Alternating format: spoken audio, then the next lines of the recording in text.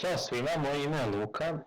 U ovom video serijalu naučit ćete kako da kreirate vaš web sajt putem HTML-a i CSS-a. Pa, ok, da počnemo. Kako biste kreirali određenu stranicu uz pomoć HTML-a, morate da koristite određeni tekst editor. Postoje razni tekst editori koji su besplatni i mogu da vam preporučim par. U ovom video serijalu mi ćemo koristiti Notepad++, malo kasnije ću vam pokazati kako da ga downloadujete. Neki isto tekst editori koji su poprilično dobri jesu Brackets, možete čak i da koristite i Notepad editor jednostavno koji dobijete uz Windows operativni sistem. Evo ovako, kako da downloadujete Notepad++? Kucate na Google Notepad++ i prvi link koji vam bude ponuđen bit će njihova web stranica. Odete tu, drugi link od ozgo jeste download page, odete tu i automatski vam ponudi da downloadujete najnoviju verziju Notepad++.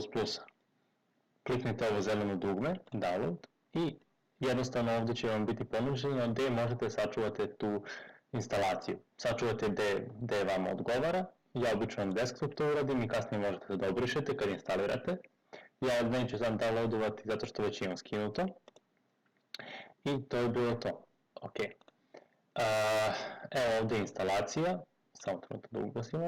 Ovdje je instalacija, znači pokrenete instalaciju, kliknite ovdje OK, Next, ovdje možete da potvrdite ovo i ovdje birate jednostavno gdje želite da sačuvate, odnosno da vam bude folder gdje će vam se instalirati ovaj program. Next.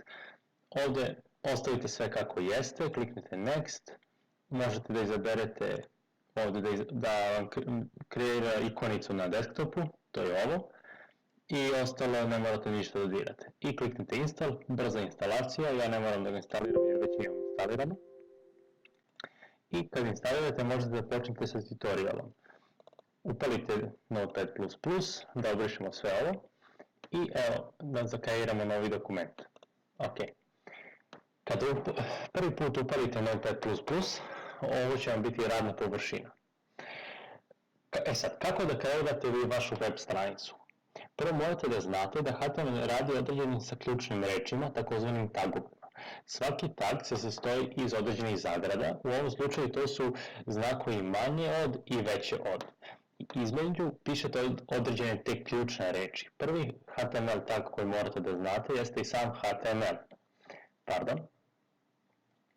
I ovako izgleda. I sad svaki tag koji otvorite, logično morate da je zatvorite. Zatvarate tag tako što otvorite ovaj znak manje od, stavite ovu kosu crtu i napišete tag koji ste otvorili i zatvorite. I to jeste cijela procedura otvaranja i zatvaranja svakog taga. Nakon toga, unutar toga pišete sve što se tiče vašeg sajta. Znači, informacije o sajtu, sam dizajn sajta, podatke, slike, muziku, šta god budete želeli da ubacite na vaš sajt, pišete u okviru ova dva taga. Drugi tag koji ćemo naučiti u ovom tutorialu jeste takozvani head tag. Napišete isto head, morate da ga zatvorite. Ok. Head tag se piše na vrhu samog HTML taga, kao što vidite kako sam ja to uradio.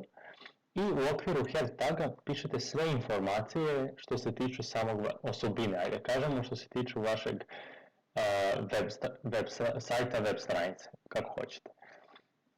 Recimo, ako želite da dizajnirate vaš web sajt putem CSS-a, imat ćete određen CSS file koji ćete ubaciti u vašu HTML stranicu, što je ovo, u head tagu. To ćemo malo kasnije uraditi.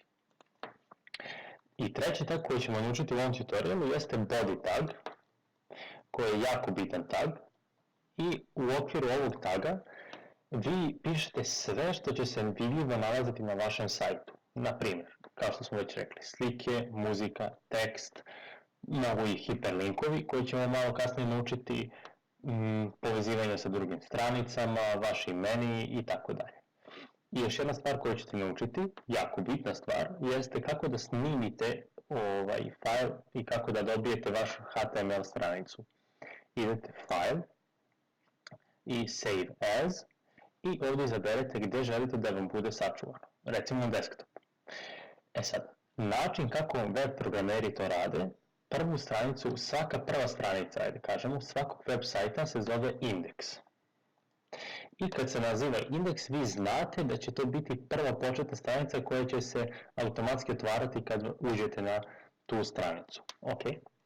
I imate CSS type, znači type fajla koji će vam biti, a to je HTML, što je logično. I idete Hypertext Markup Language file i kao što vidite ovdje je prvo ponuđeno HTML. Ok.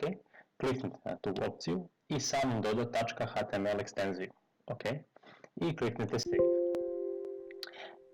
Ovdje ja kažem samo da postoji već takav naziv fajla na desktopu, ja ću samo kliknuti Yes. Okay. Kao što vidite, kad smo ga tako sačuvali, svi tagovi koje smo već napisali su takozvano aktivirani i vi ste već ovim kreirali prvu vašu HTML stranicu. Ok, nadam se da je bilo sve jasno, vidimo se u sljedećem tutorialu. Pozdrav!